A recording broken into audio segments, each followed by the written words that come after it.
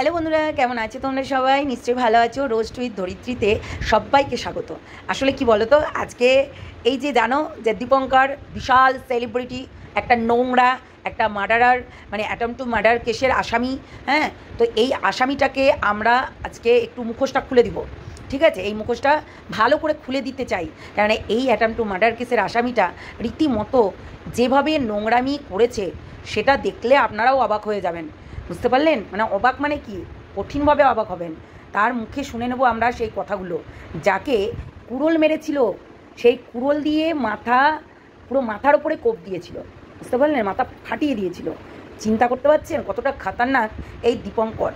সত্যি ভাবা যায় না। আমি কিন্তু প্রথম দিন থেকে বলে আসছি একটা কথা, যে এই যে দীপঙ্কর, হ্যাঁ, এই যে দীপঙ্কর অ্যাটেম্প টু মার্ডার কেসের আসামি, আমি প্রথম দিন থেকে কিন্তু বলে আসছি।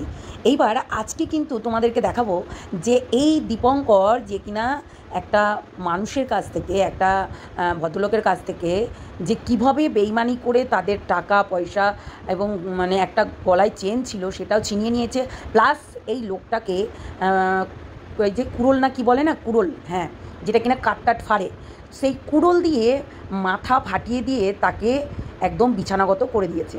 সেই লোকটার মুখেই শুনতে পাবেন আপনারা যে কি করেছিল তাকে, একটু দেখে নিন। ঠিক আছে, আমি প্রথম দিন থেকেই বলছি, প্রায় অনেক দিন ধরে বলছি এই একটাই কথা, যে অ্যাটেম্প টু মার্ডার কেস করেছে, অ্যাটেম্প টু মার্ডার কেস করেছে। অ্যাকচুয়ালি এর আরও অনেক হিস্ট্রি আছে। 2022 না কত বললো, যাই হোক 21 না 22 তাই বললো। তো যাই হোক, লোকটার অবস্থাটা একদমই শোচনীয় হয়ে গেছে, না ঠিক করে কথা বলতে পারছে, না কিছু করতে পারছে। সত্যি কথা বলতে তার মা তাকে তুলে দিল, আমরা দেখতে পেলাম। সত্যি একটা জলজান্ত মানুষ যে কিনা হেঁটে চলে বেড়াচ্ছিল, তাকে কুড়োলের কোপ দিয়ে মাথায় তাকে আঘাত করে রীতিমতো তার ব্রেনের স্মৃতিশক্তি বলো, পুরো মানে অঙ্গ প্রত্যঙ্গ বলো, মানে একদম শেষ করে দিয়েছে। তোমরা দেখতে থাকো এই ভিডিওটা এবং ভালো করে শোনো যে এই দীপঙ্কর কতটা খাতারনাক। হ্যাঁ, এই কারণের জন্যই কিন্তু ধরেছিল ওকে। এবং আমি তো বলবো শুধু ধরা না, প্রশাসনকে এই ব্যাপারে নজর দিতে বলবো, কেননা একটা নির্দোষ মানুষকে তার টাকা ভাঙানো নিয়ে, 500টা টাকা ভাঙানো নিয়ে রীতিমতো তার কাছ থেকে 500 টাকার বদলে 400 টাকা দিয়েছে, প্লাস 400 টাকা দেওয়ার পরে 100 টাকা ছেঁড়া নোট দিয়েছিল। সেই ছেঁড়া নোটটা যখন ওর কাছে চেঞ্জ করতে আসে, সেই ছেঁড়া নোটটা নেওয়ার পরে তারপরে কিন্তু সে আর টাকাটা দেয়নি। যখন সে প্রতিবাদ করেছে তাকে কিন্তু কুড়ুলের কোপ দেওয়া হয়েছে তার ব্রেনে। তার মানে ভাবো কতটা এই বদমাসটা আসামি। কেন, এ তো মানে প্রায় মার্ডার করার মতোই ব্যাপার, তাই না? আমি বারবার করে বলে গেছি এই অ্যাটেম্প টু মার্ডার কেসের আসামি। দেখুন, যদি আজকে তার মানে কি বলবো, মায়ের দুধে জোর না থাকতো, তাহলে কিন্তু কোনো দিনও এই মানুষটা ফিরে আসতো না। এটা কিন্তু বলতেই হবে, এই মানুষটা কোনো দিনও ফিরে আসতে পারতো না। যেভাবে কুড়োলের কোপ, বুঝতে পারছেন তো, একদম ব্রেন ভেদ করে কিন্তু ঢুকে গেছে। তো তার সেলাই পড়েছে এবং এখনও পর্যন্ত সেই ক্ষত জায়গাটা ভালো হয়নি। তো যাই হোক, ভিডিওটা দেখতে থাকো, বুঝতে পারবেন। বিয়ে করা viral Dipankar attempt to murder কেসের আসামি, কোদাল দিয়ে মাথায় কোপ মেরে এক যুবককে খুনের চেষ্টায় অভিযুক্ত। নদিয়ার নাকাশিপাড়ার যোগপুরের বাসিন্দা দীপঙ্কর বিশ্বাসের এক স্ত্রী থাকা সত্ত্বেও আর একজন মহিলাকে বিয়ে করে ভিডিও সমাজ মাধ্যমে পোস্ট করে ভাইরাল হয়। এই ঘটনায় মিশ্র প্রতিক্রিয়ার সৃষ্টি হয়। অনেকেই তার প্রশংসা করলেও কেউ কেউ তার বিরোধিতা করে।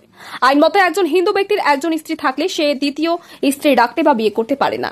এই যুক্তিতে এক জৈনক মহিলা আইনজীবী দীপঙ্করের বিরুদ্ধে মামলা করে। এছাড়াও দীপঙ্কর যে দ্বিতীয় মহিলাকে বিয়ে করেছিল তার স্বামীর অভিযোগের পরিপ্রেক্ষিতে নাকাশিপাড়া থানার পুলিশ দীপঙ্করকে গ্রেপ্তার করে, যদিও পরদিন সে জামিনে ছাড়া পায়। সেই খবরও ভাইরাল হয়। অথচ সেই ভাইরাল দীপঙ্কর বিশ্বাস এবং তারই একসঙ্গে সুখেন দাস দুজনেই আরুদ্ধ সরকার নামে এক যুবককে খুনের চেষ্টার অভিযোগে অভিযুক্ত। জানা গেছে 2021 সালের 12ই অক্টোবর দুর্গাপূজার সপ্তমীর সন্ধ্যায় যোগপুর 7 নম্বর রেলগেটের কাছে একটি 500 টাকার নোট ভাঙানোকে কেন্দ্র করে বচসা বাঁধে। সেই সময় দীপঙ্কর কোদাল দিয়ে আরাধ্যর মাথায় কোপ মারে এবং তার আর এক সঙ্গে সুখেন দাস একটি ধারালো অস্ত্র দিয়ে আরাধ্যর গালে গেঁথে দেয় বলে অভিযোগ। নাকাশিপাড়ার সত্যপুরের বাসিন্দা আরুদ্ধ আহত হয়ে পড়ে থাকার সময় তার মানিব্যাগ থেকে নগদ 35,000 টাকা, সোনার চেন এবং হাতের ঘড়ি ছিনতাই করে পালিয়ে যায় অভিযুক্ত দীপঙ্কর, সুখেন ও তার দলবল। সঙ্গে থাকা বন্ধু প্রকাশ মণ্ডলকে অভিযুক্তরা মারধর করে বলে জানায় আরুদ্ধ। মাথায় আঘাতের কারণে 80% প্রতিবন্ধী হয়ে পড়ে রয়েছেন প্রায় 4 বছর ধরে। এদিন আরুদ্ধ আমাদের ক্যামেরার সামনে কি জানালেন দেখুন। এ বিষয়ে কৃষ্ণনগর কোর্টে তার মামলা চলছে। আরুদ্ধর সরকারি আইনজীবী কি জানালেন দেখুন। সেদিনকে কি হয়েছিল, কোন তারিখে কি হয়েছিল? মানে 2021 সালে সপ্তমীর দিন, দুর্গাপূজার সপ্তমীর দিন, 12ই অক্টোবর,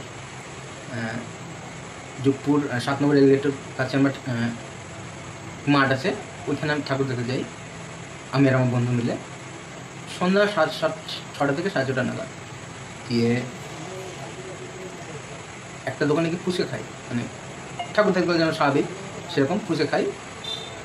ফুচকা খেয়ে বিল যা হয়েছিল তার থেকে কম অ্যামাউন্টের টাকা ছিল আমার কাছে। এবার তার থেকে বেশি আমরা খেয়ে ফেলি। এবার আমি দোকানদারকে 500 টাকা নোট দিই। এবার দোকানদার সেটা খুচরো ছিল না। এবার আমাকে বললো যে আমাকে তো খুচরো নেই, আপনি অন্য কোথাও থেকে ভাঙিয়ে আনো। আমি জিজ্ঞেস করলাম কোথায় ভাঙাবো। এবার দোকানদার আমাকে একটা দোকান দেখিয়ে দিল, রেলগেটের ওই পাশে ওই গ্যারেজ। এবার ওখানে দীপঙ্কররা বলছি, কারণ ওখানে দীপঙ্করের সঙ্গে আরও একদিন ছেলে ছিল যে হচ্ছে সুখেন দাস। এবার ওরা টাকা গুনছিল।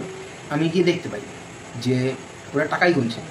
যে আমি ওদেরকে 5 টাকা ভাঙিয়ে দেবো বলি, যে ওরা আমার কাছ থেকে নোটটা নিয়ে নিয়ে 5টা নোট ভেতর থেকে দেয় 100 টাকার, আর একটা বাইরে থেকে দেয় 100 টাকা একটা নোট বাইরে থেকে দেয়। বাইরে যে নোটটা ছিল সেটা আধা বিধি ছেঁড়া ছিল। এবার ওটা স্ল্যাট অব্দি জোর লাগানো ছিল। এবার ওটা যেহেতু ভাঙাতে পারবো না আমি অন্য কোথাও গিয়ে, সেবার আমি তখন বলি যে আমাকে অন্য নোট দিন, আমাকে এই নোটটা পাল্টে দিন। এবার ওরা তখন মানে ওই নোটটা নিয়ে আমাকে বলছে যে আর দিতে চায়নি, মানে বলছে আমি চাই। তারপরে বলছে যা পারবি করে নে, আমি দেবো না। আমাকে কোদাল বের করে ভয় দেখায়। যে আমি বুঝতে পারিনি যে অত লোকের সামনে অত লোক বলছি, কারণ 4-5 জন লোক ছিল ফুচকা স্ট্যান্ডের ওখানে, ফুচকা স্টলের ওখানে, আর একজন রেল গার্ড মানে হোম গার্ড, ওই যে গেটের ওখানে একটা ঘর থাকে না, ওই ঘরটায় যে গার্ডটা থাকে সরকারি গার্ড, উনিও ছিলেন। এবার উনি বাইরে ছিলেন না, ভেতরে ছিলেন সেটা আমি জানি না। এবার সেটা আমি দেখিনি। এবার আমাকে অচমকা কোপ মেরে দেয় সামনে থেকে। কোথায় কোপ? মাথার বাদিকে, এই যে দেখছেন। এবার ওই কোপটা মারার পর কে মারে? দীপঙ্কর। এবার দীপঙ্কর তেড়ে যায় প্রকাশের দিকে, প্রকাশকে মেরে ফেলবে। প্রকাশ ছিটকে যায়, মানে এদিক ওদিক চলে যায়, মানে কাছাকাছি দেখার মতো দূরত্বে যায়।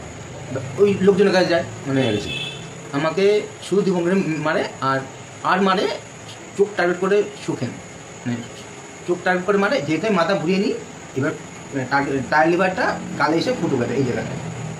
একটা আমার হাতেই ছিল, এবার আমার বুকের উপরেই ছিল তখন। এবার আমি যেহেতু পড়ে গেছি, আমার বুকে পড়েছিল না সাইডে কোথাও পড়েছিল জানি না, আমার ঠিক খেয়াল নেই। হাতেই ছিল, হাতে নিয়ে পড়েছি। আমার কাছ থেকে দীপঙ্কর নিচে হাতে করে 17টা 2000 টাকা নোট, যেহেতু 2000 টাকা নোট তখনও ভারত সরকার ক্যান্সেল করে। এবার 2000 টাকা নোট 17টা, আর 2টো 500 টাকা নোট, মানে মোট 50,000 টাকা। আর সুখেন তারপরে এসে আমার গলায় সোনার চেন ছিল 1.5 ভরি। এবার সুখেন তাকে দেখছে, দীপঙ্করকে বলছে ওই দেখ। এবার সুখেন আমার গলার থেকে ওইটা ছিঁড়ে নিল। ততক্ষণ আমার জ্ঞান ছিল। টোটো উঠানোর পর টোটো রাস্তায় আমার জ্ঞান হারিয়ে গেছে। কখন হারিয়েছে সেটা টের পাইনি। এখানে মার্ডার কেস আছে, যেখানে যারা মার্ডার কেস করেছে ওরা নাকি ফ্যামিলির সমেত নেগোসিয়েশনের জন্য রাজি। 5 লাখ টাকা দিলে ওদের 5 লাখ টাকা দাবি করেছে। এবার সেটা নিয়ে ওরা নেগোসিয়েশনের জন্য রাজি, এটা আমি দাবি করছি। এবার খবরটা কি সত্যি না? খবরটা মিথ্যে, টোটালি মিথ্যে, সম্পূর্ণ মিথ্যে। আপনারা কি চান? আমি চাই ওরা প্রপার শাস্তি পাক, যেহেতু আইন অনুসারে প্রপার শাস্তি পাক। আমার ওয়াইফ, আমার স্ত্রী বা আমার দাদা না থাকলে আমি প্রথমবার অপারেশনের পরে অপারেশন আমার ওইখানে স্পটেই মরে যেতাম। তারপরে আমাকে আমার বউ আর আমার দাদা মিলে যা মানে বলতে নাই, আমার কাকু, আমার ছোটো কাকা আর আমার আছেন সঙ্গীতা দাসদানা অ্যাডভোকেট, উনি কেস করেছেন ওদের বিরুদ্ধে। এবার সেহেতু আমি এটা বুঝতে পারছি না যে উনি আমার নামটা কেন দেওয়ালেন এর মধ্যে। আমি যে 5 লাখ টাকা নিয়ে রাজি হয়ে যাবো সেটা উনি কী করে ভাবলেন, যেহেতু উনি কিছুই জানেন না এই বিষয়ে। অন্তত খোঁজ করার দরকার ছিল